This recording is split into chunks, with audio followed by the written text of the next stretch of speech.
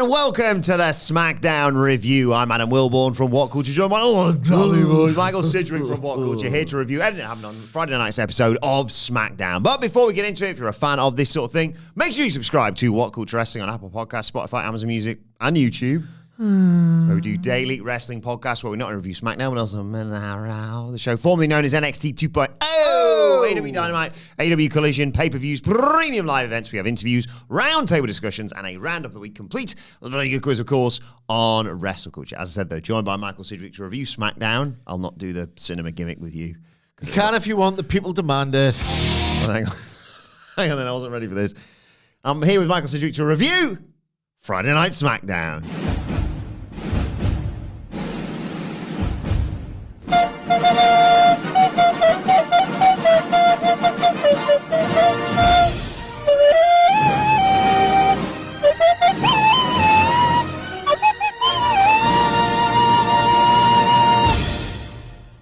What a treat for you getting to watch this show.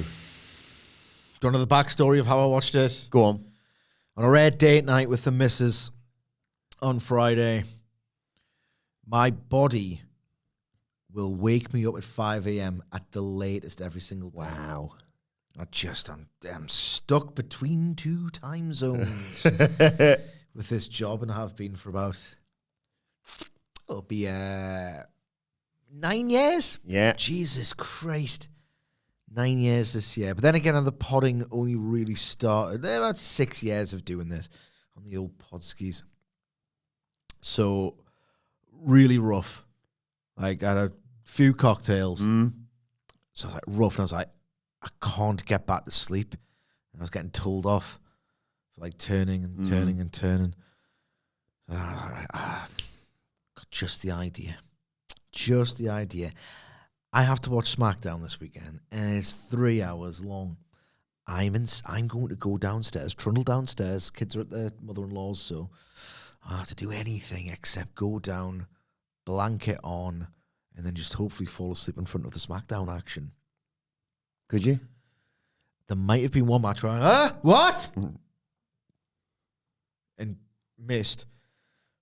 Maybe I didn't go back to it, but we'll see. We'll see. What the review will yield. I watched it first thing on Saturday morning as well. Slightly different scenario for me watching it because I really was excited about this show and really enjoyed it, to be perfectly honest. So much stuff. You can be honest with me. I loved it. Like the things are all coming together now finally for WrestleMania and, well, major developments for that on this show, which we'll get into.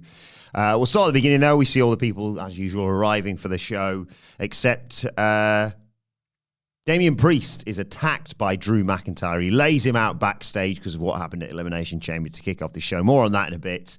Then we get a big video package recapping Elimination Chamber. And Randy Orton is out to open the show. He gets a great reaction, of course. Nice welcome back for him. He gets on the mic and says, a lot of crazy stuff's happened since he's been gone. He mentions John Cena. Lots of booing for John Cena on this show. He says, look, Cena's always been on the top of their profession, but now he's just a bottom for The Rock, which brings a whole new meaning to the term rock bottom. I didn't understand this. What was... Yeah, it's a homophobic slur. Yeah. Anyway. And if... you know who the head writer of this show is, don't you?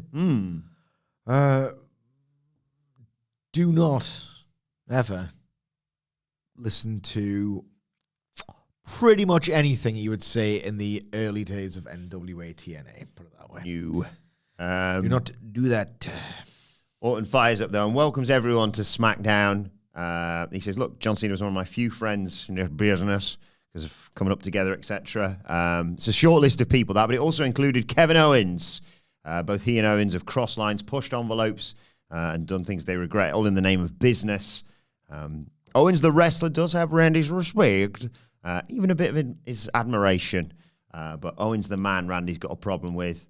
He says, never underestimate the ability of a jealous man to destroy another man, and Owens is a profoundly jealous man.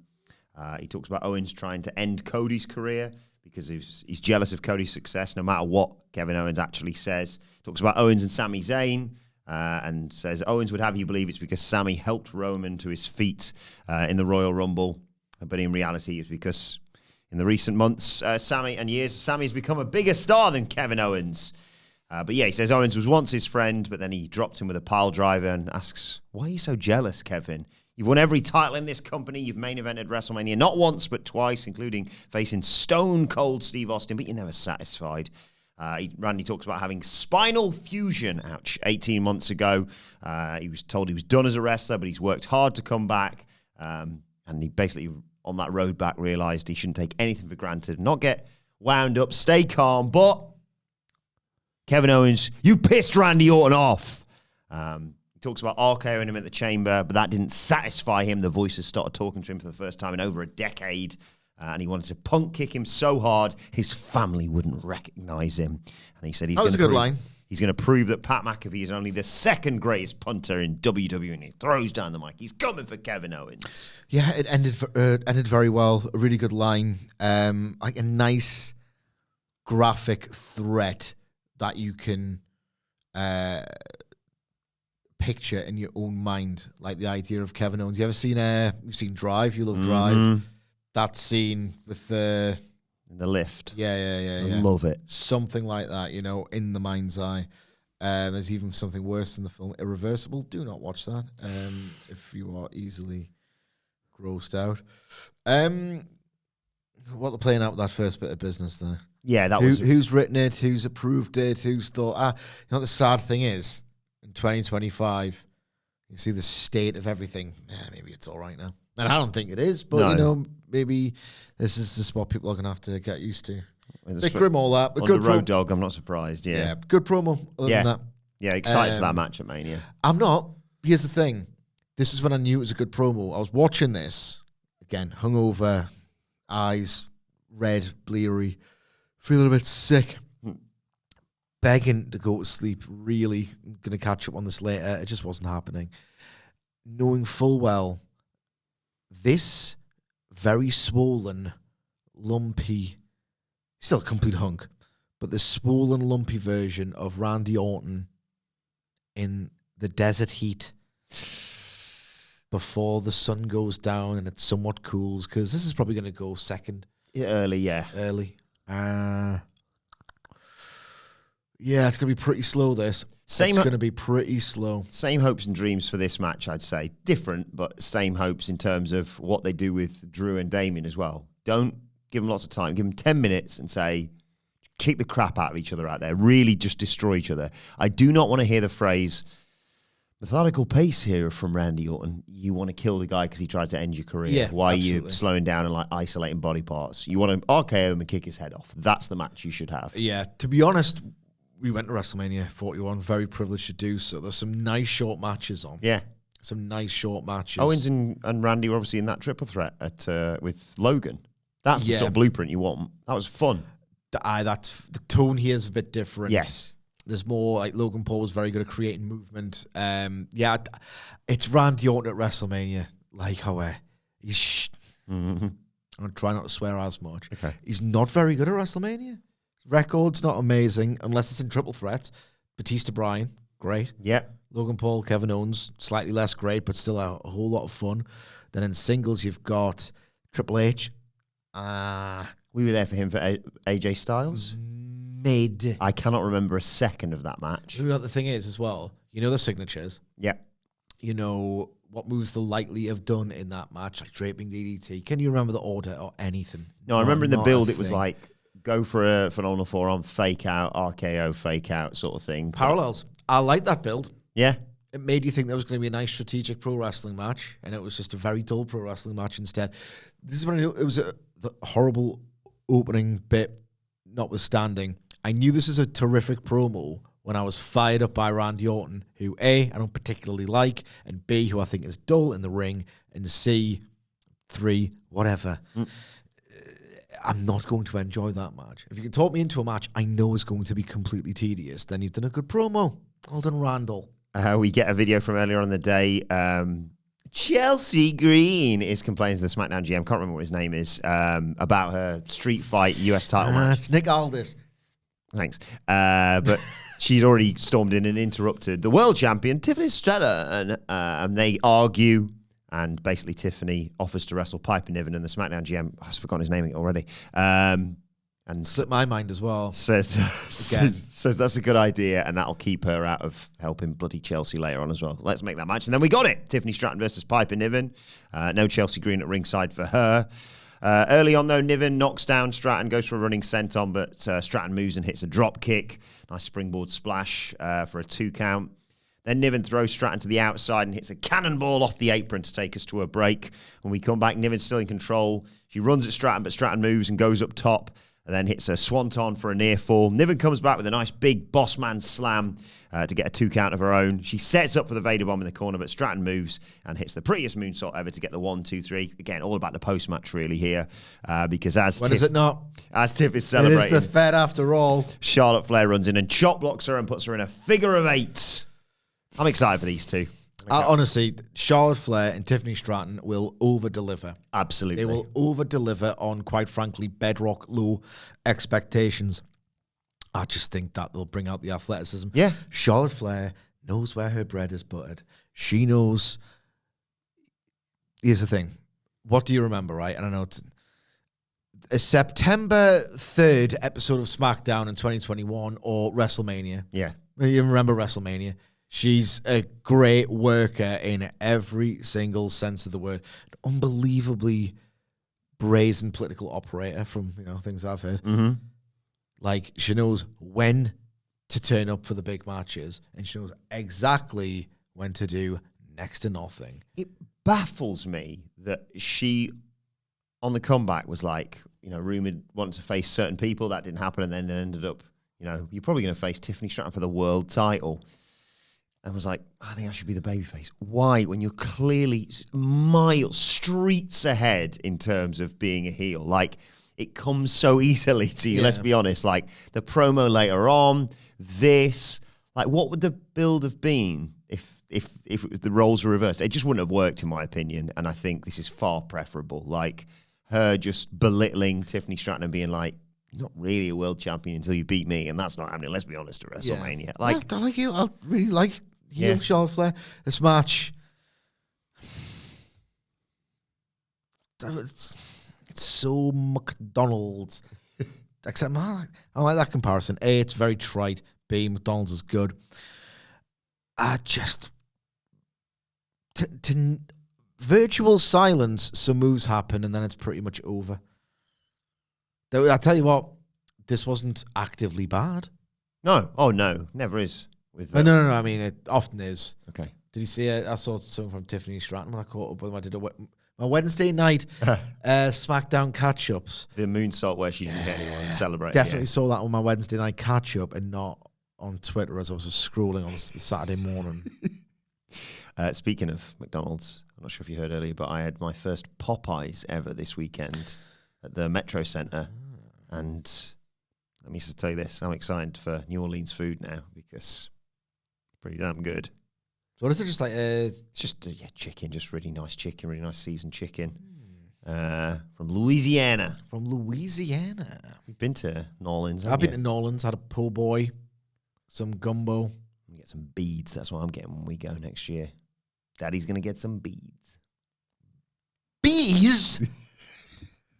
If you know, you know. I had a po' boy, and I had some gumbo. Never had gumbo. I'm excited for this. Gumbo's nice. Gumbo was nice. Po' boy, it's fine. It's just a different version of a sandwich, really. I don't want to offend people. Cheesesteak is the better. You know how, like, there's different sandwiches, different needs. Yes. Different sandwiches for different, like, cities and states and all the rest of it. Cheesesteak better than a po' boy for me. Okay. Never had a po' boy. But that one in Ishka Bibbles that we had. We had cheesesteak and it was pretty damn special. Like, just so. Thank you to the fan who recommended Ishka Bibbles to us, by the way, because we were, it was like, here's the tourist spots, but don't go there. Yeah. So I had the Ishka Bibbles. So one of those was like, did I need tea? I mean, it was expensed, so I did have obviously something to eat later. Throw it in the bin. Okay. Yeah, I don't think I needed it. What's the best? Do you remember? What's your thinking of that? Do you remember when we went? We did All In, obviously, last year. Do you remember when we went to Five Guys and me and Sidge both came to the realization, I'm not that hungry, but someone else is paying. So I think I'm going to get the biggest chips and drink that you sell. Thank you very much. It's the only meal in 10 years that I've not finished. Yeah, it's huge as well. You're It's like ridiculous. So good. Sorry. Food corner. Is there a button for this on your SmackDown? There's confectionery corner we're working on. We just launched that last week. Let's try and think of a button. Oh, hang on. I can tell you. Here you go. I've got a button for you. It's technically a foodage. So where is it? Where's my... See, this is the problem. This is, you know, I say it sometimes it messes up and it plays like sex sound effects. There you go. Egg. Proteins and other foods. That's a button. What's your confectionery hand whilst you're on the topic, actually? You know what? Because I have... Yes! I watch this on Saturday morning. It's now Monday afternoon. I can't remember any of the moves in the matches. Okay. So might as well just do this thing. So tell the listeners again, if this is their first ever SmackDown review, what the confectionery hand is. The confectionery hand is something that me and Hamlet stumbled across, not on actually the SmackDown or Raw previews or reviews. It was actually on the Dynamite preview a week or so ago. I hate you guys so much. Basic decent balance, you know. Basically, Keep it off Dynamite. People want insight and analysis on Dynamite. You'll get it on the Revolution review, which incidentally should be available around about now on your podcast feeds. So you got, or if not, imminently. You can have a bag of something. I think crisps or chocolates or sweets. Actually, I went for Skittles Chews. This is your palm, basic palm, and then preferably based on size. We're going through the fingers. Your ring finger is obviously the kind of the chocolate that you're married to, but you're willing to cheat. And middle finger is obviously the chocolate bar that you say, F you, I'm having that bar. And number one. And then thumb. But is number one the same as the wedding? This all seems like a wildly extraneous thing to think about, when instead, I had another idea for this. Go on. Like palm, packet, each thumb and fingers you pause. Nails. Hello. Could nails be like something like a revel? Yeah, we had... Or a minstrels? We did have lint nipples on our confectionery snowman at one point. Shut up, man. Right. Bag of Maltesers. Good choice. Strong start. Part of me thinks I would like a mix-up instead. Mm-hmm. I'm obsessed with Maltesers at the moment. Do you do the thing where you like lay on your back, blow it in the air, and then catch it in the No, mouth? I just put about 8 in my mouth at once. Okay, fair enough. Sorry. Malteser palm. My number one. Whatever. However you want to play it. Smooth milk chocolate galaxy. Nice. What's this one again? It's the chocolate bar you say F you to all the chocolate bars for. They all mean the same thing, basically. Apart from these two, these are just size-based ones, preferably. Flake, Cadbury's Flake. Unbelievable. Galaxy Ripple fan? Love them. So much so that I'm going to have a Galaxy Ripple there. I love that. It's a texture, we would call it. Like ripply. Ripply, yeah. That's ripply, twirly, flaky. These two just going hand in hand, right? Yeah. Bam. They're very similar. Yeah. Ribbed for her pleasure. Rippled for her pleasure. Indeed, yeah. Yeah, indeed. I knew I'd drag you into the mud. Thumb, Terry's Chocolate Orange Bar. Very good. Could have a whole Terry's Chocolate Orange. I'd allow it for your thumb. And, like, here's the thing. I've got a very small little finger. Look at that compared to Wilbourn's. You have to, if you're listening to this, wherever you get your podcast from, you might just have to subscribe to the YouTube channel for this content. As a catchphrase that I came up for this, and this is my catchphrase, Sidge, we really want to see those fingers. I've not got a huge little finger. No. What? It's all in proportion. I went chomp, by the way, in a subsequent sort of change. Bigger than the other ones? No, the little chomp. Right, a little chomp. Little chomp. I think I cream egg on the old thumb, if I remember rightly. I didn't swear. No, just in case, I'll check. Just in case. I mean, I don't care that much. Well, the good news is one of our brilliant fans, Mark Lee Willis, I think, has done it a little bit. Brian of the SmackDown Photoshop will send you your confectionery corner hand later on today, and you can share it with the world. What are you going to? I didn't ask you, little finger. Sorry, I interrupted. Yeah, sorry, I don't care. Lollipop? Oh, a traffic light lolly. Traffic light lolly, there you go. What is the best thing I've ever eaten in America when we're on the subject of food? Wow, that's a deep dive. It wasn't a poor boy. I enjoyed it. It was nice. Was it the cheesesteak? Or I don't know. That's top 5 for me, but it's not number 1. So I've had probably like region-specific dishes. So I've had po' boy when I went to New Orleans. I've had cheesesteak when I went to Philly. I had the soup and the bread in San Francisco. What's it? Oh, yeah. I don't know. Chowder. Clam chowder. Oh, yeah. Chowder. That was very nice. I wish I'd just split it. It was just, I don't want my tea now. Okay. Had some fish tacos in New Orleans. Not really, native to New Orleans. That's the best thing I've ever had in America. On Frenchman Street. I forget the name of the place. I don't even know if it's still there. It was amazing. I'd have to go the beef brisket that we had in Texas.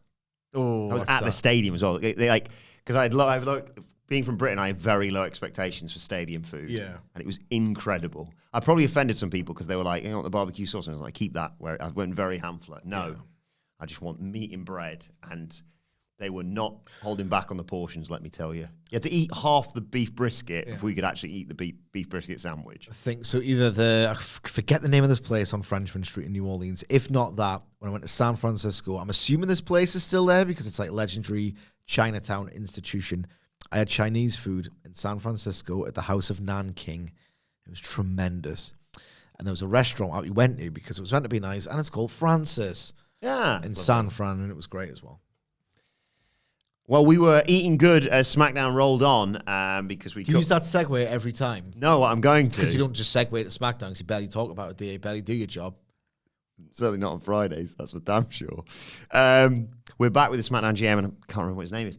And Nick Aldis. Thank you. He did a really good segment that I'm sure you appreciated, where he explained the tag team chaos that's been going on with all the different teams. They love chaos on the Fed, don't they? Street Brothers versus DIY for the tag titles next week, I believe, or this week, I should say.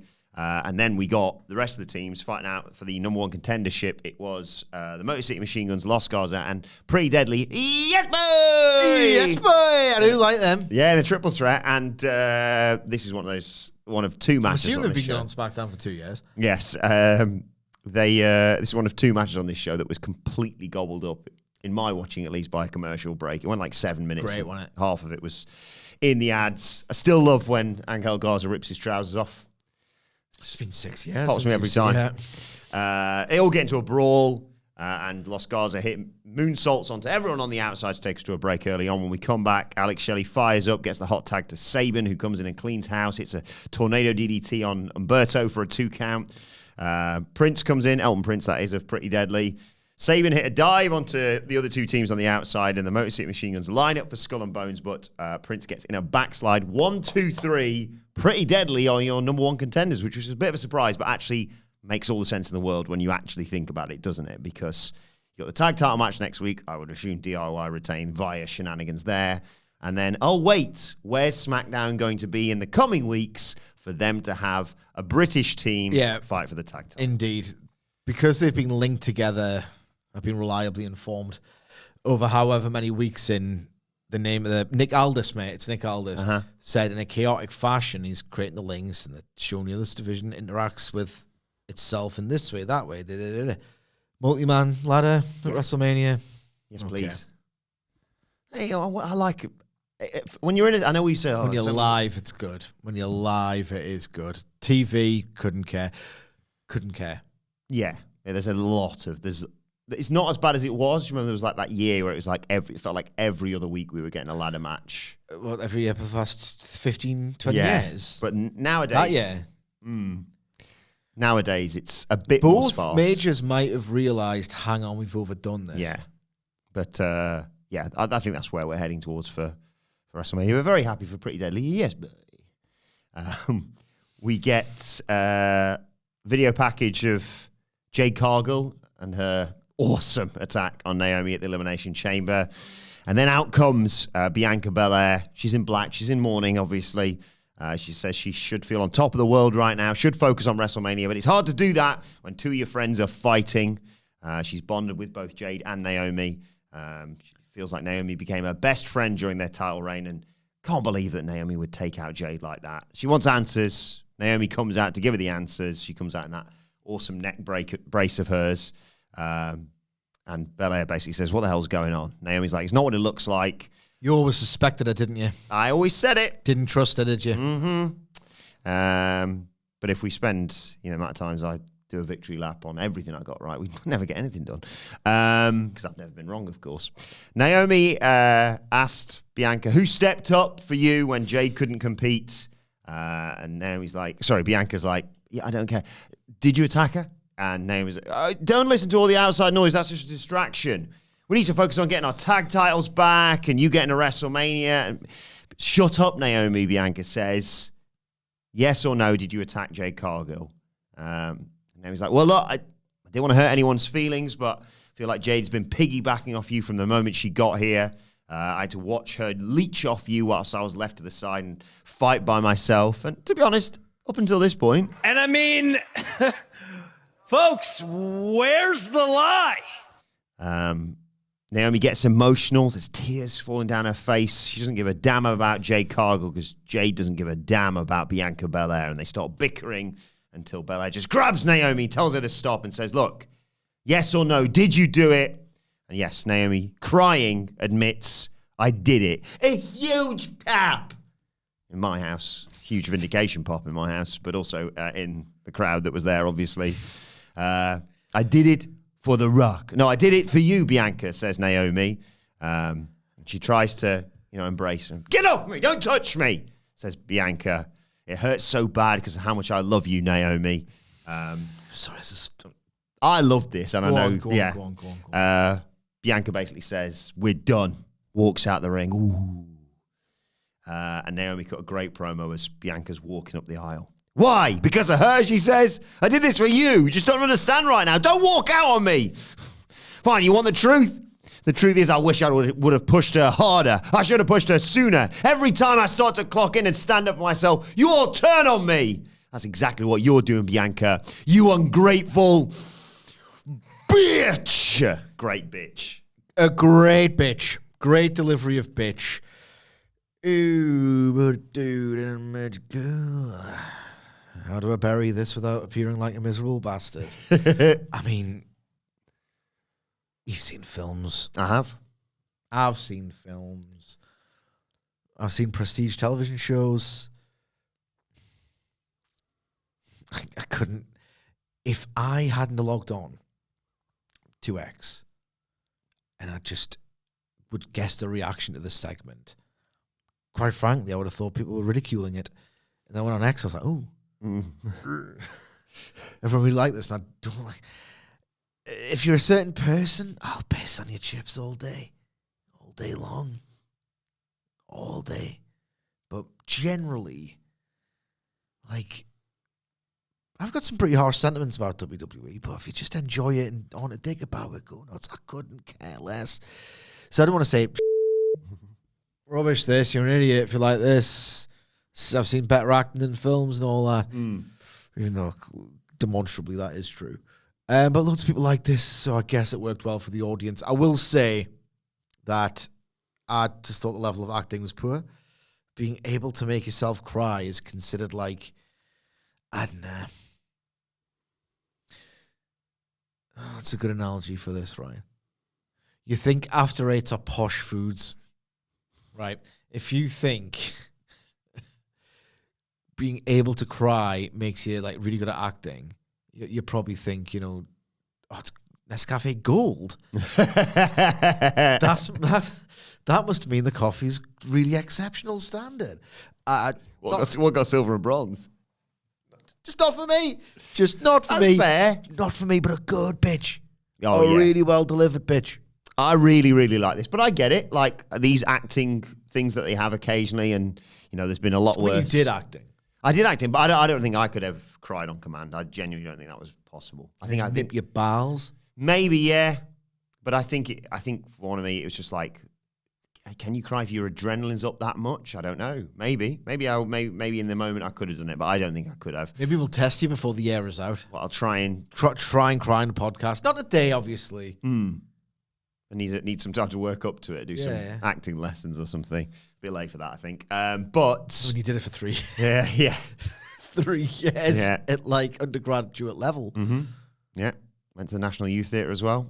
Did youth theatre back home in Chesterfield. I mean, it's a low bar that, but Anyway, but I really like this. I thought they delivered it really well in terms of putting across the emotion of obviously of everything. And I really liked, yes, the way Bianca handled this and Naomi. Naomi, like the question mark, like I said this to Anne-Louise, like I was like, Naomi's a heel now. She's like, how is that going to work? And I was like, I don't know. Like, because I don't know anyone who's like, before this, Naomi. Like everyone likes Naomi. But I saw someone tweeting else about this, about like, if they let her do this, if they let her cut a promo about like, we threw away the tag titles because we knew they should have been respected more and I left the company, all this. Like that, I'm really excited to see if she gets to do that as a heel. Yeah, she hasn't had much in the way of substantial character work for a long time, if quite frankly ever, right? It should always please fans of a wrestler when they get to do something like in a substantial heel role, because the rule is always the same.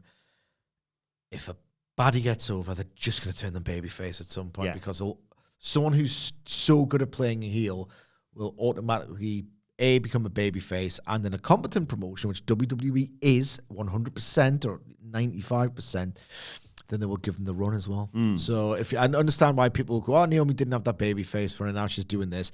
Ironically, this is the quickest way to get to prominence. What do you think is probably worthy of a far deeper dive than this question I'm about to throw at you anyway, but what do you think is harder? Turning or becoming, not turning, because the turn is kind of dependent on the company, going from face to heel or going from heel to face in terms of like adapting your character? Like I say, if it was a moment, you know, if it's pushing away the manager that's been helping you be a heel, that could be one thing, or doing something like this to turn heel. But what do you think is easier as a performer? I think it must be easier and more fun. Every wrestler says this, going from face to heel. And I say that because often the wrestlers that make the most money, and I know these are like weird terms to use, because what makes wrestling companies the most money is advertisers. Yes. You know what I mean? Like, you know, Saudi deals. Sponsors, Saudi deals. Like, you know, like it's not really, people do draw, people are more popular than other wrestlers. It's just different. It's different, okay?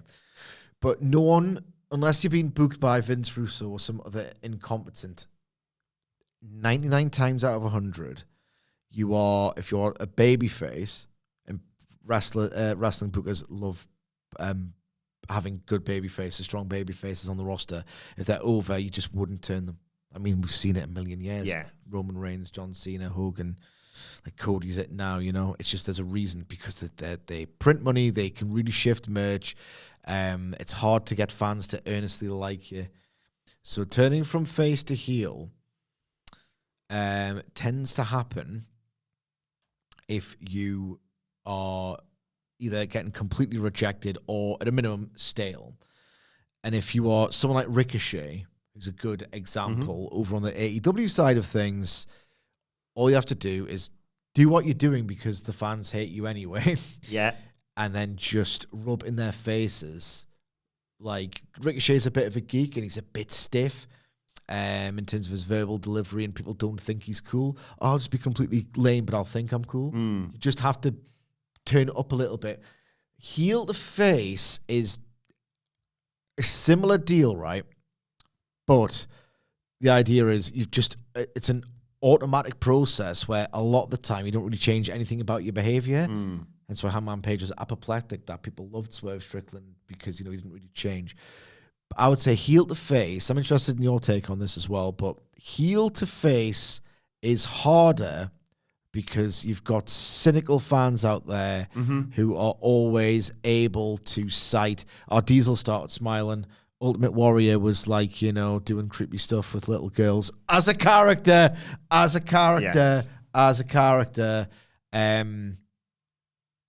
Just losing that edge and what makes you cool in the first place. Yeah, I think with both, I'm inclined to agree with you, but I do think at the end of the day, both boil down to patter, because I think both of them have sort of staples of it, and I think in a way becoming a babyface is a little bit easier because you just have to think. I suppose you could do the same for a heel thing, but like, what would a good person do in this scenario? You'd take photos of all the fans, you'd help people in distress, you'd not cheat, etc., etc. I think the problem sometimes with turning heel is there's so many stale sort of presets for heel that you can fall into that. And we saw a little bit of that with the New Day. Not now, I'd say. I think they've rediscovered it because they were in that sort of in-between bit after that awesome Big E segment. But like, you know, they're just like, oh, you're a heel. Say the local sports team's crap. Yeah, oh, you're a heel. Do this. You know, do this. Cheat to win this match. And it's like, that's not heat. That's just like, but there's no real such thing as heat as well, you know? No. So that makes it hard. I'm excited to see what Naomi does with this at the end of the day. And I thought, yeah, Bianca handled this really well. And I loved the sort of like, I'm done. Don't touch me. Not even any like, oh, let's hear what you got to say for yourself. I'm out. See you later. And the way she stormed out and she's walking up the aisle and she's upset and Naomi's voice is booming around the arena. And then she drops a great Bianca.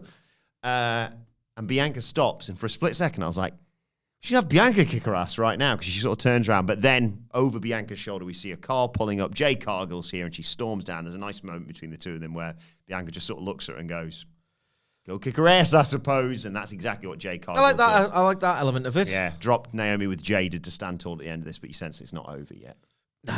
6 minutes at Mania. Yeah. You're going to kick her ass. But I think Naomi could have some fun with this heel turn. And fans will want to cheer her again. So I think that, yeah, here's a good thing. I think if you're a genuinely beloved babyface, Sami Zayn, perfect example, and you go heel, people are like, no, we need to boo because we like them so much. We want to show that they can pull this sort of thing off as well. So it's really, in WWE, one of the only ways you can actually showcase personality. Yeah. And that's what gets people over. Good things about Drew McIntyre was when he became Patter. And that was part of his run to winning the world title at WrestleMania, of course. He's seen backstage. Byron Saxton talks about him attacking Damian Priest unprovoked. McIntyre's like, well, he cost me, he stole a pin from me. He pinned me at Elimination Chamber and cost me my only chance at a big match at WrestleMania. And it's nothing but violence from here on out, he says. Then we saw the footage that was all over social media. I did get a little bit emotional, genuinely seeing the Lex Luger inducted into the Hall of Fame thing, especially when I know we've seen all the footage with DDP, but just genuinely, like, he's still there, because I've walked past this legend in a wheelchair and thought, that's him for life at wrestling events or whatever. DDP's just awesome. Obviously, we know the history he's got with that sort of thing. But yeah, Lex Luger standing up to hug Cody Rhodes when he's confirmed for the Hall of Fame. Just lovely. That's just a nice thing. Really, really, really nice. On the subject of patter, if you want, you love patter wrestling. Mm-hmm. If you want a patter wrestler on that little period, I won't say a little, it goes on for months, but that kind of forgotten period where it's like, and some stuff happened, then the NWO formed, and then WCW blew up. The Lex Luger and Sting tag team is so patter. You loved early MJF Cody, where MJF's like being the heel behind Cody's back. That's Lex Luger and Sting. Oh. But Lex Luger is the heel behind Sting's back. And there's wonderful like moments where like Lex Luger's just like, yeah, I'll tag. I'll clap the hands of the fans as we're making our way to the ring. And Sting's like, yeah. And he's like, yeah, I like this, actually. It's a bit when he's doing his hair backstage. When he's pretending like, I'm too injured to do a match. Sorry, Stinger. He's doing his hair, and then the match comes to him because it's tumbles backstage in a brawl. Oh, yeah. And he's like, oh, now I'm going to fight. It's wonderful check this stuff. out. It's wonderful. Byron Saxton interviews Charlotte backstage. She says the women's division's gone swift. Every time she comes back, she has to remind people there's levels to this game, basically. B-Fab walks in, says... Charlotte says no one compares to the Queen, and B-Fab says no one's interested in bowing down to you anyway. And Charlotte says, well, eventually everyone bows down to the Queen, and there's a match set for España this week. They're going to Spain. All right, okay, cool. It's part of their big B-Fab versus Charlotte Flair.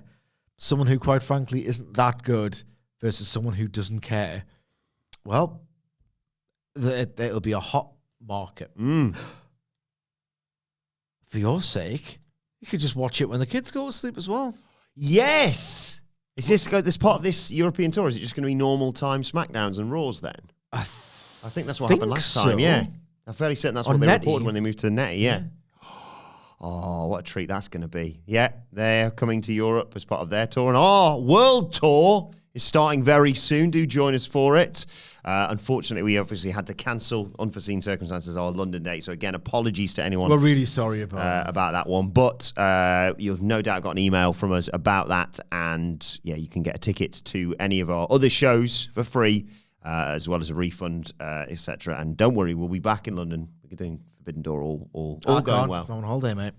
Well, some of us doing Forbidden Door all going well. So we'll be back in London. But we are going to Manchester, Belfast and Glasgow in the UK as part of our world tour. And then we're heading to Las Vegas, of course, for that SmackDown watch-along in the HyperX Arena the night before WrestleMania weekend. All the details, all the good stuff, whatculture.com/tickets. Sorry again for the London people. Apologies. Got some messages on Twitter and people really being nice about it. But I was like, oh, God. We're as good as the rest of you, yeah. But then on SmackDown, we got Braun Strowman versus Solo Sikoa.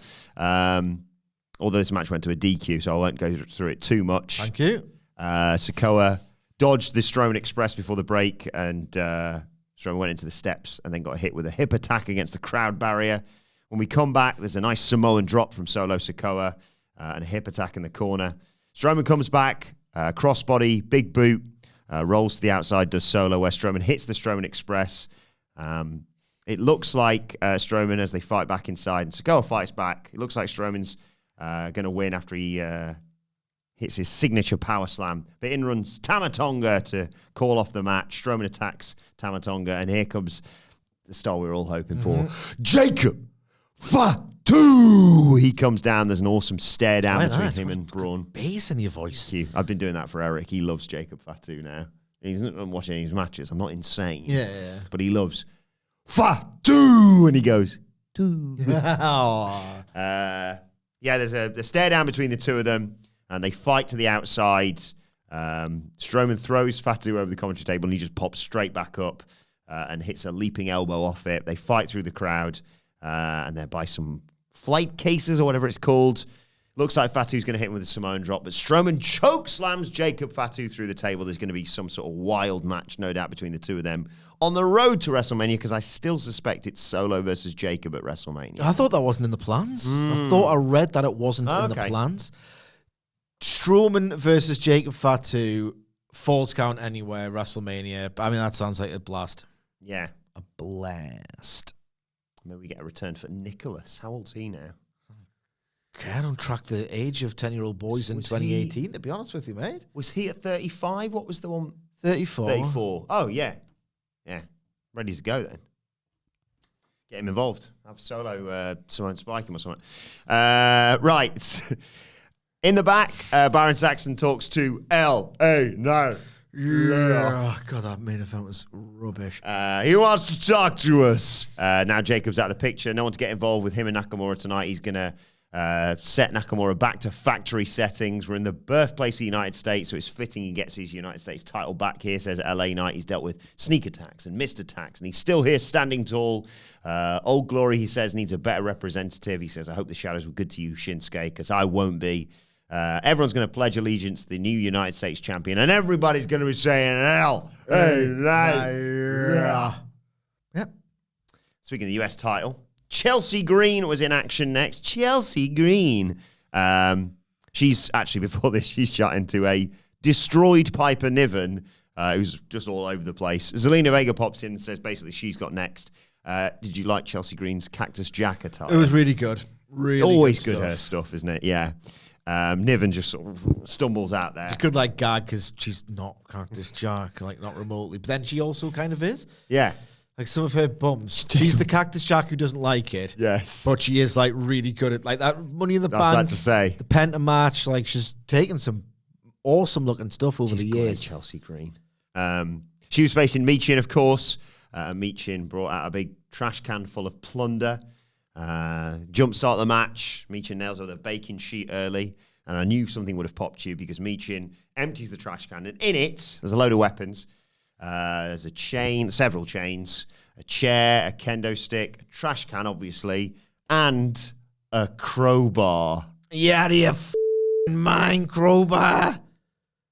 NXT, wherever you get your podcast from, of course. The only thing that beats it. Ass. Everyone knows that. No, wait. Crowbar beats ass. Ass beats brick. Yes. Ipso facto, brick beats crowbar. Has to be a circle. Yeah. Right, where are we? Green hits Michin with a trash can shot, but then Michin backdrops her onto the chains that are in the ring, bites her fingers. She goes to set up a table on the outside, but Green stops her and pushes it back under the ring. Good heel stuff as we go to a break. When we come back, Chelsea Green's doing the bit where Michin's on the outside and Chelsea Green's leaning through the ropes. Fire extinguisher spot. Michin gets the table from under the ring, but then Niven attacks her and slams her onto the commentary table. Green goes up top. They brought her in the ring, sorry. Green goes up top. Niven holds Michin's head against the trash can, and Green goes coast to coast. Oh my God. That was good. For a nice near fall. Out comes B-Fab with a kendo stick to take out Niven. They brawl away. Back in the ring, Michin's got her own kendo stick and nails Chelsea with it. She also throws a trash can at her and hits a cannonball in the corner onto Green and gets a 2 count. Michin tries to set up the table, but Green bulldogs her onto it, then sets it up. But Green takes an eat defeat and collapses on top of it. The table sort of partially collapsed, but Michin didn't care. She just still followed that up with a huge senton through the table. She's got the match won. She is going to become the second ever Women's United States champion. But suddenly, a hooded figure appears and pulls her out of the ring. Chelsea Green, this is.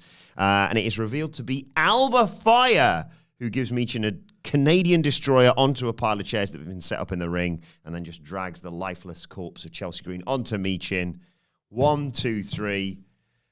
Post-match, Fire gives Green her US title and salutes her. I do like the fact that the women's US title team's entourage is all people who want American. Yes. Good little touch, that.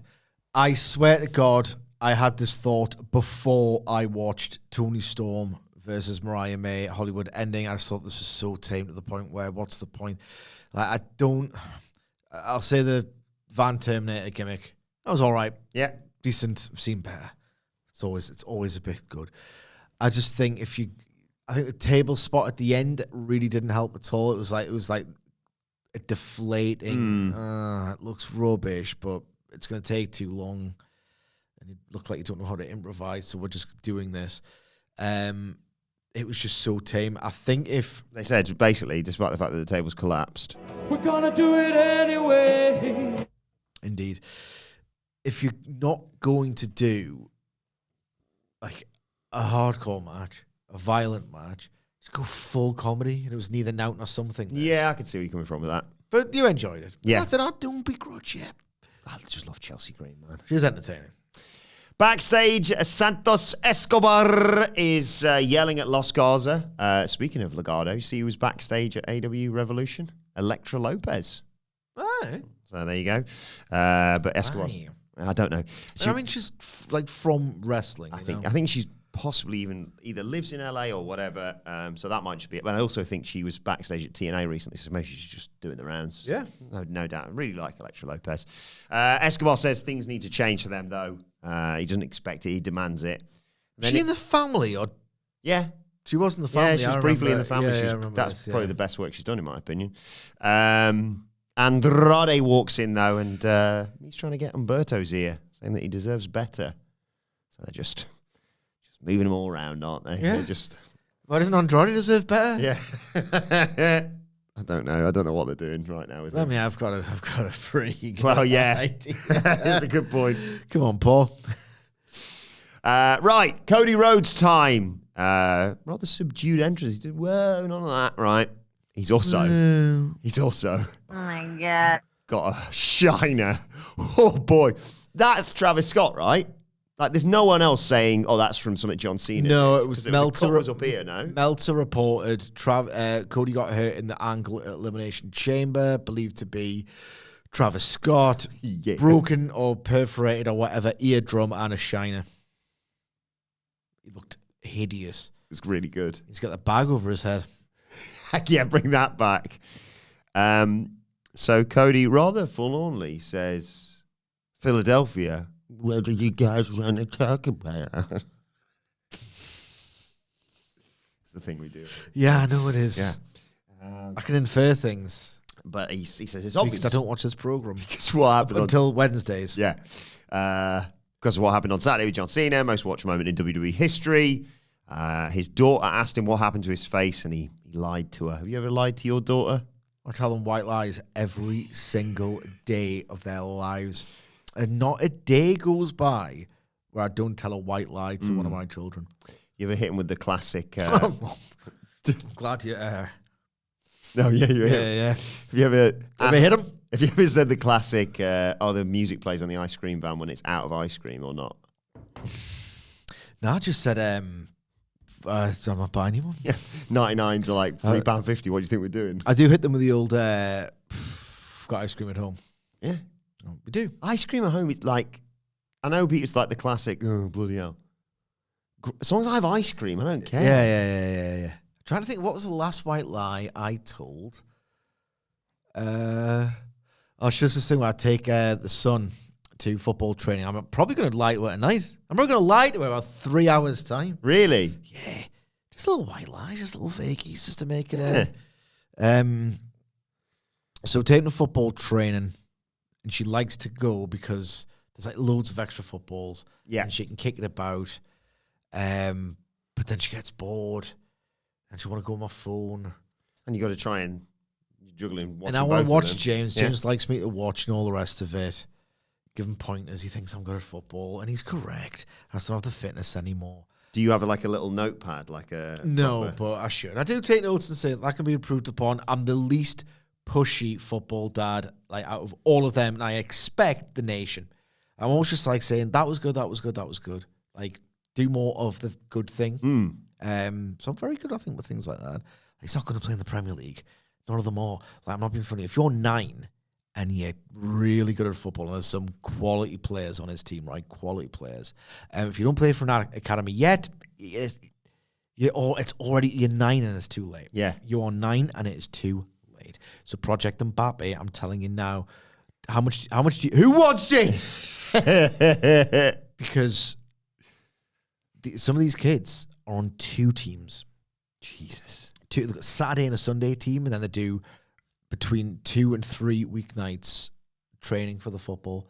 It's like, it's one, if they're an academy, if James was like this football prodigy, and he's like, he's playing for Newcastle Academy, I'm thinking that's a bit of a freaking, it's a lot in it. They're not in academies. It's probably too late, and these parents are willingly spending 3 nights. Well, I provide a Project Mbappe update if you'd like. After, I'm just going to say the white lie I'll tell her. Oh, yeah, sorry. That's just meant to rain. It's a good chance of it raining. It might not, but it's probably going to rain. I thought you were going to say, like, no other kids are allowed this week. Like, they've said, and if you're not playing, you can't come, unfortunately. Not my rules, love. I can use that next time. There you go. I do like it when she plays the football now. She just did it for an hour instead of 10 minutes before getting bored. Yeah. That'd be fine. Project Mbappe update. And then you have to get them home, bath, and then it's it's an ordeal. It's a lot of plate spinning. Oh, yeah. So Eric only just started football training. He's only just turned 18 months, so that's the only time he's allowed to start. You get him in early. Hey, we saw him in the office the other week. He's got a bit of techers. Got a bit of pace about him, yeah. So we've been training at home, obviously, every single night. Kick it in the goal. Daddy shouts goal. That's the highlight of his day, obviously.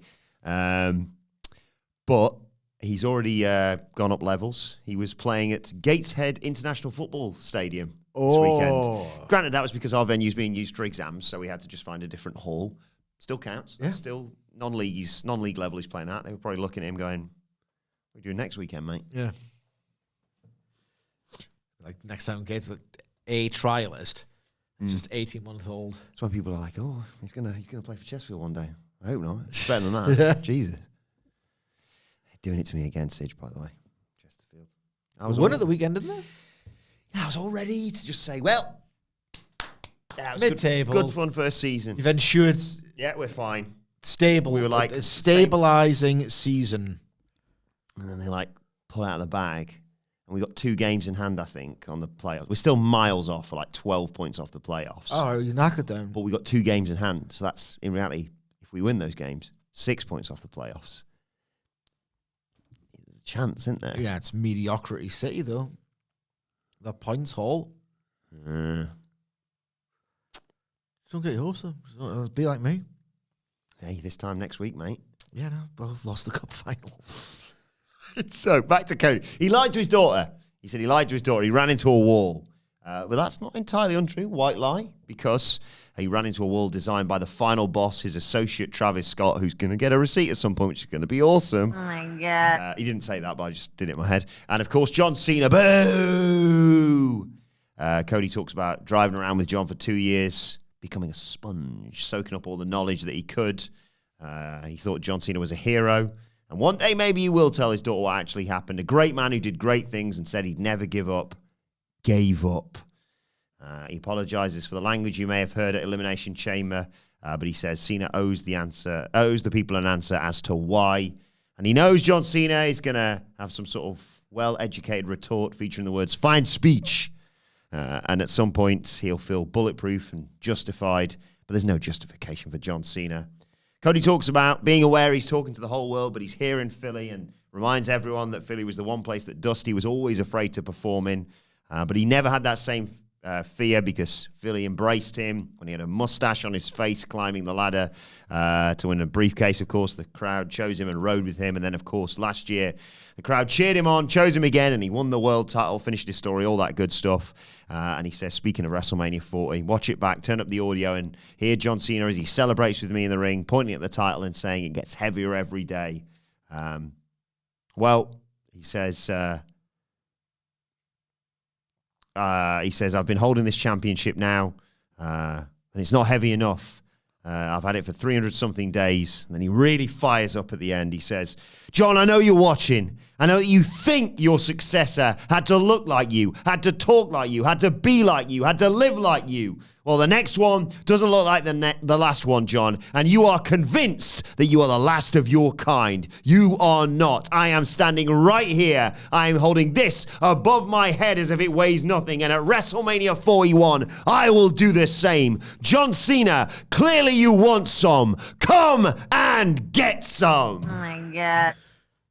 The last minute of this promo was excellent. I understand why he had to be subdued. He had to sell being shell-shocked. Yeah. There's a general principle of how to build a promo, and I get it. For me, maybe it was a little bit too subdued. Okay. A little bit too subdued early on. I did like tying them together interpersonally, like the stories of I literally just shadowed this dude because I wanted that spot that he had, adding texture to that relationship. The best promo is to come in this build. Oh, yeah. You're going to get an exchange at some point. You're going to hear John Cena be a heel. Like the best is yet to come every which way. I expect this is going to go at least one match. The eventual series in the ring. I don't know. I just thought a bit too subdued, a little bit wet. Yeah. He didn't have me in the first half, I won't lie. Yeah. But then he got me going at the end. It didn't help how he looked either. He's like the physical effects of Travis Scott, effectively. But what happened at the Elimination Chamber? He did look like a wounded puppy. Yeah. But I love the that fire up and like he's one of the best promo men of his generation. That might even be selling him short. It will end up being great. All of this, I just thought, it was like this against The Rock as well in their interaction. Obviously not the Elimination Chamber one, but on the SmackDown before, like that low voice. I don't know. It's something to tackle because he's been the champion for however long. He's not had any significant threats. Kevin Owens, he's mainly just his mic work in the Kevin Owens program was immaculate. Now that he's selling the emotional devastation and blah, blah, blah, I don't know, but it just hasn't worked for me really until the last line or so of this promo. It is very much when John Cena finally talks, stop everything. Yeah. Jesus. Yeah. Like, and I agree with what you and Hamflet said of just like, because when we said on the Raw after, we were like, do we hear from John Cena? You're like, I hope not. I hope not. I'm still waiting. Yeah, I like this void. And people having to extrapolate things from like a tweet. Yeah. Or in just an Instagram story or whatever. Story, yeah. The Miz is talking to Mello backstage. SmackDown. Yeah, I thought you wouldn't like this. SmackDown GM's there. I can't remember his name. And he's Nick Aldis. He's pitched Mello Don't Miz TV because that's their team. I like the fact that Mello and I think there's maybe Grayson Waller, Austin Theory, basically both were like, yeah, if Rock said sell your soul to me, I'd do it in a heartbeat. There's a Fortnite reference in there. He slags off for Randy Orton. Fortnite? Yeah, I don't know Fortnite. I can understand why kids love it. I was baffled by it, quite frankly. What are you playing right now? You playing because you were playing, what was it, Odyssey? That was years ago, that. I was playing Ratchet and Clank. That was it. Because James just got his PS5 off Santa last Christmas. He plays FC25 in between rounds of that. He had some Amazon vouchers left over from his birthday or something last year. He bought himself Spider-Man 2. And he's better than me at it. And for his birthday, because I might want to play it as well, GTA? Astrobot. He keeps talking about GTA. You were saying, I was going to say, someone was talking to me the other day and said someone's, like, his kids' mates at school talking about GTA. But it was you, wasn't it? And you're like, how do you know about GTA? What are you doing? They all play or talk about Squid Games, and it must be either there's one naughty kid in class whose parents don't know what the hell they're doing, or the brothers and sisters tell them, and then they just play it. Weird. But I used to watch or know about stuff. I knew who Freddy Krueger was. I think I tried to blag a lot of it. I don't mean that all blag. Now, James hasn't seen it. I would never let him watch that. No. I can't remember. GTA 2 was probably my first exposure to GTA, I think. I don't remember the first one. But even so, that was probably 14 at the earliest. Yeah, so when they're like single figures and they're like, yeah, new GTA's coming up. Well, you're not going to get it, mate. Yeah. I'll be lucky if I get it. So anyway, yeah, there's a Fortnite reference in there. Randy Orton comes in and basically he sets up a match between Mello and... He prefers Elden Ring. That was it. Yeah, another game. No idea. I haven't got enough time, mate. I've only just finished the first Spider-Man game. Yeah. Are you finished it? Finished it. Elden Ring. Next up, Red Dead Redemption 2. Get that put away before WrestleMania. 50 probably. Yeah. Elden Ring. You know you can like reduce anything. Football is just people kicking the ball around a field. Elden Ring is the game where you have to perfect the rolling backwards and then striking at the right time. Then these big massive bosses just kind of hook you across the entire screen. It looks like a game that I would not be good at. Yeah.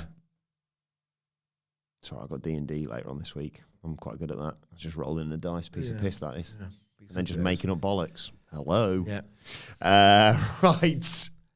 Well, then we got Drew McIntyre versus Jimmy Uso. This was the other match, which was like, start of the match, massive ad break, 2 minutes for the end of the match. I mean... Jimmy jump starts the match because obviously he beat Drew previously, but Drew attacked him afterwards. Jimmy runs into an elbow trying for a suicide dive on Drew, but tackles Drew over the table, the commentary table, as we go to a break. We come back. Jimmy hits a Samoan drop for a 2. Drew goes up top for a high-risk move, but gets super kicked by Jimmy for a nice near fall. But Jimmy goes up to the top for a splash. Drew moves and hits a Claymore kick for the 1-2-3. He's beating Jimmy Uso these days. Can't be all that bad. I was reliably informed, that Jimmy Uso was good now. Big Jim. Didn't Big Jim have like a great match 3 or 4 weeks ago? Oh, he didn't have one on Friday. Yeah, it was gobbled up by the commercial break. You missed the 5-star action, obviously. But yeah, as Drew McIntyre sort of doubles back to try and kill Jimmy again, Damian Priest jumps him and attacks him and has to get pulled off. Says he's going to kill McIntyre every week. He's going to be coming after him. Just let them kick the crap out of each other at WrestleMania. It's really easy. 10-minute bombs. Yeah. 10-minute bomb fest. We got a Street Profits vignette. Love those guys. They're obviously fighting for the title this week now. DIY get interviewed by Byron Saxton. Gargano says the tag division's on fire, but the best team in the world is DIY. All the teams want what we have, says Ciampa. Talks about the Prophet's new attitude. And Gargano talks about how hope is a dangerous thing, but their dream is already dead. And they do the moment of silence bit, but Byron Saxton ruins it. They're going into Mania as tag champs. Yeah. And I hope the Street Profits leave as tag team champions. I really like those guys. So next week in Barcelona, in fact, it will be... Guillaume Balaguer. I love Barcelona. Went there a few years ago. I've only been to Barcelona once, and it was when I was like about 8 or 9.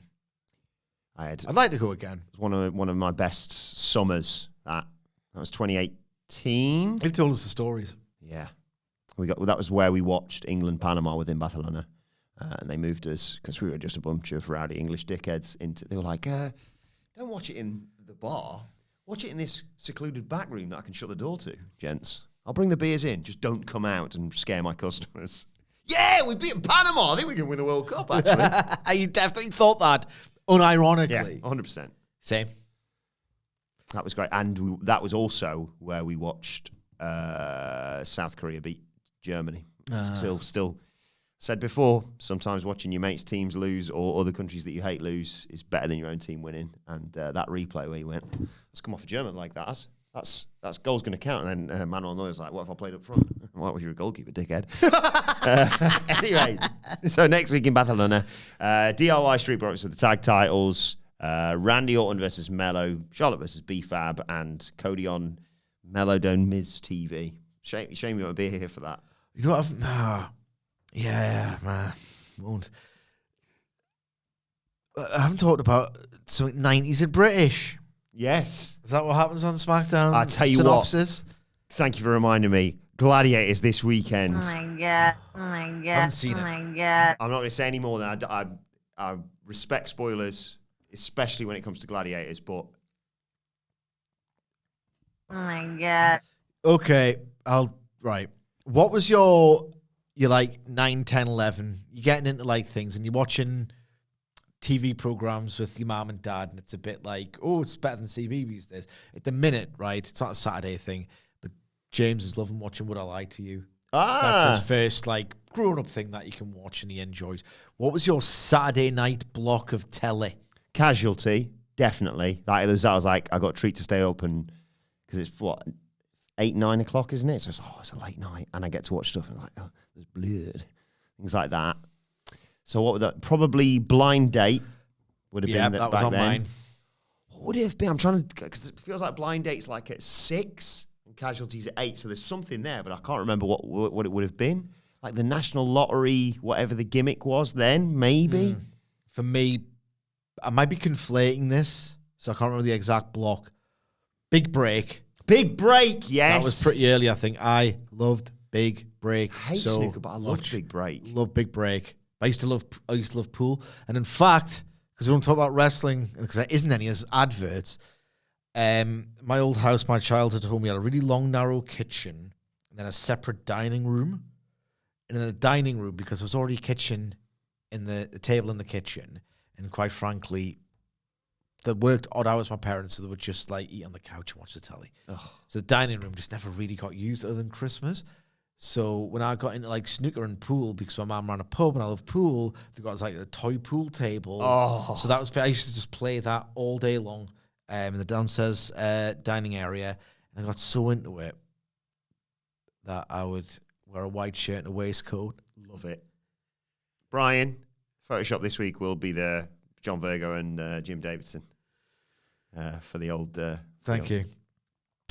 Big Break, love Blind Date. Gladiators. I think there was a bit of Stars in Their Eyes, actually. Yeah. That makes sense around that sort of time. Have you ever played pub snooker? I was never a fan of Noel's House Party, you know. No. Love Blobby, all the good stuff was on ITV, bro. Blobby? Well, Blobby's all right. I don't like Blobby as much as anybody else. What was the question you asked before? You ever played pub snooker, as in the drinking game? No, what's that? We played it a few times. It is, understandably, from our sort of late teens, early 20s drinking games, lethal. Yeah. Every bar you have to pot a red, that's a pint, and do a colour, and they vary. So like pink's rosé, black's Guinness. I'll never go near that. Blue was the one I would always go to, WKD Blue. Yeah, I like it Blue Wicked. But you only get one shot at colour, obviously, so you have to down it. And you also, in one of the bars, you had to do a trick shot, which was through a straw. It was horrific by the end of it. Oh, and if you were the last one to finish your pint, you didn't score a point for your colour, and you had to sing the Big Break theme as we left the bar. It's a great night. Good stuff. And I've got a picture of it, and I'll dig it out after this. because we all had to wear waistcoats. Nice little waistcoat, We mate. got some looks. That's right. That's right. The ladies of Nottingham could not believe what was landing in their town. Main event time for the United States Championship. It was Shinsuke Nakamura defending his title against L.A. Knight. Yeah. Jesus, how do you do this? How do you watch a match like this? Because I got the result I wanted, so I was happy by the end of it. They go to the floor early on. Nakamura hit a running knee. I do like it. I still like Shinsuke's sliding German suplex when they're on the ropes. I think that looks great. And Knight knocks him down with a baseball slide as we go to a break. When we come back, Knight fights back up, hits a cutter and a pop-up power slam, drops an elbow, as he does, for a 2 count.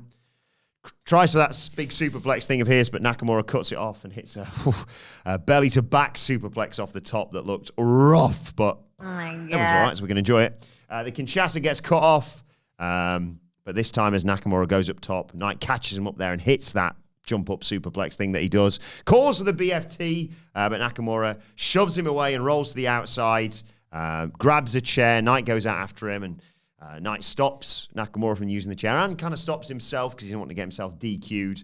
Nakamura takes advantage, hits a back elbow. They get back in the ring. Nakamura's got the chair again.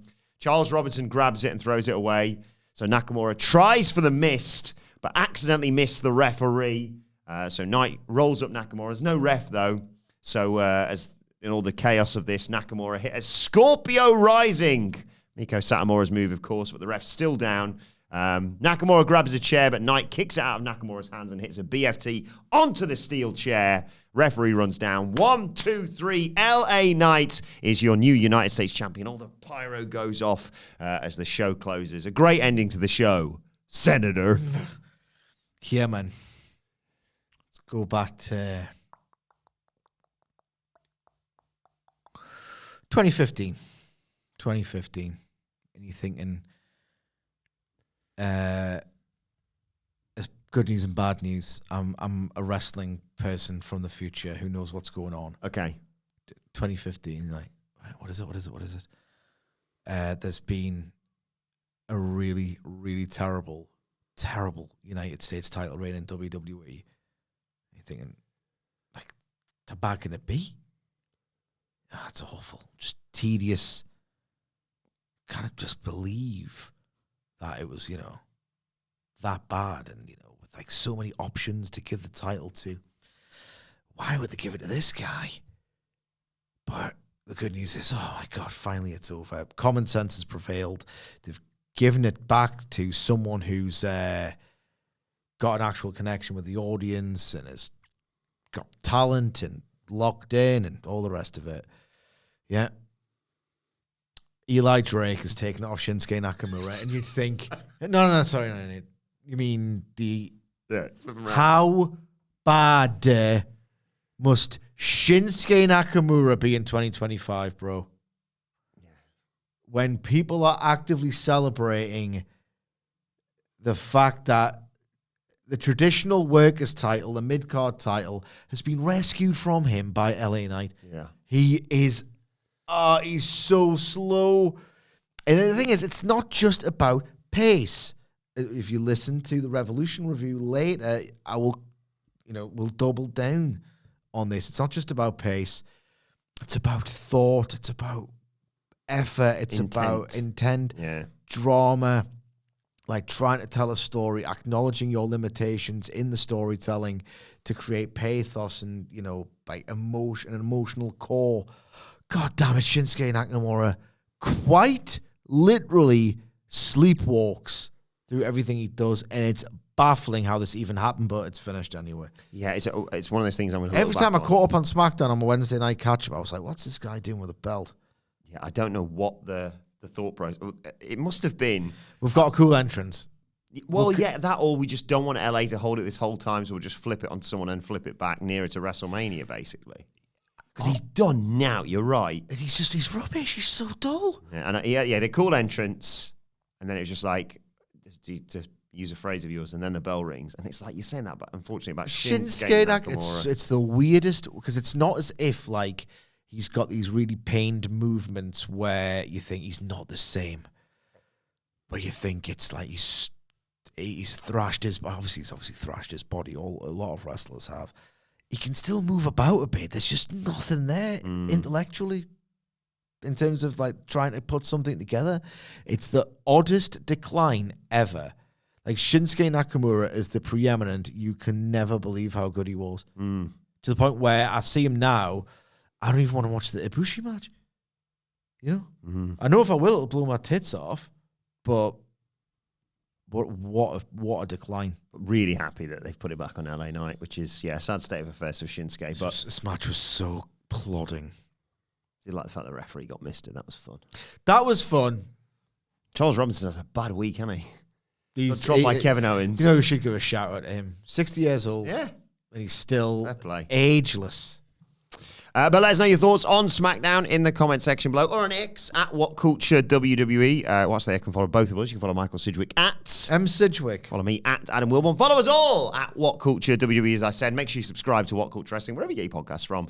For daily wrestling podcast, the Raw preview is already available right now. And me and Sidge will be back later on today to review AEW Revolution. But for now, this has been the SmackDown review. My thanks to Michael Sidgwick. Thank you for joining us, and we will see you soon.